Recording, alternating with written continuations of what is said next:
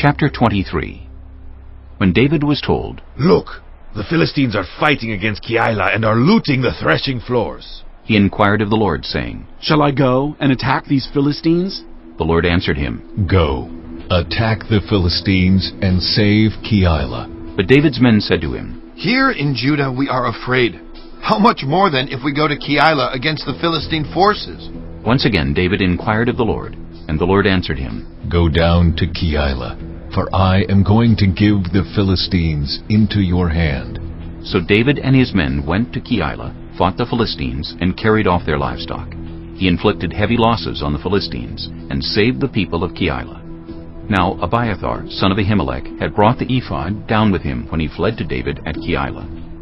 Saul was told that David had gone to Keilah, and he said, "God has delivered him into my hands, for David has imprisoned himself by entering a town with gates and bars." And Saul called up all his forces for battle to go down to Keilah to besiege David and his men.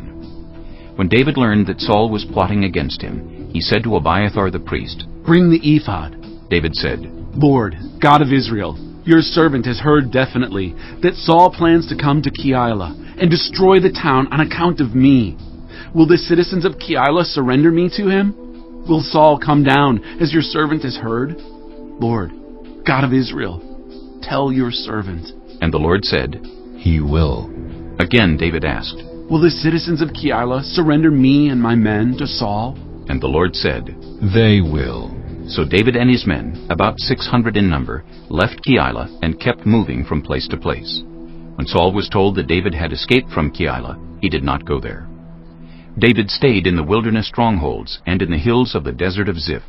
Day after day Saul searched for him, but God did not give David into his hands. While David was at Horesh in the desert of Ziph, he learned that Saul had come out to take his life.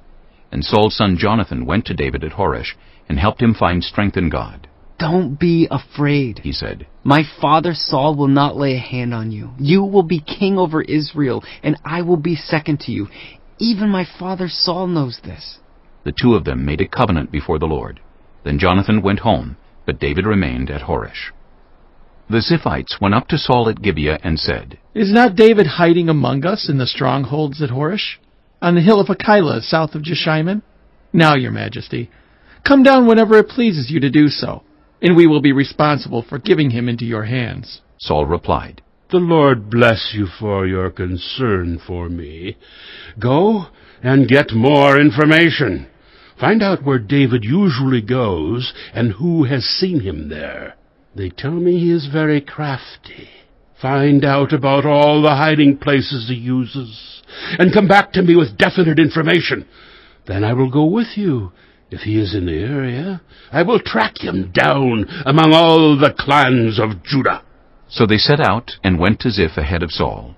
Now David and his men were in the desert of Maon in the Arabah south of Jeshimon. Saul and his men began the search, and when David was told about it, he went down to the rock and stayed in the desert of Maon. When Saul heard this, he went into the desert of Maon in pursuit of David. Saul was going along one side of the mountain, and David and his men were on the other side, hurrying to get away from Saul. As Saul and his forces were closing in on David and his men to capture them, a messenger came to Saul, saying, "Come quickly, the Philistines are raiding the land!" Then Saul broke off his pursuit of David and went to meet the Philistines.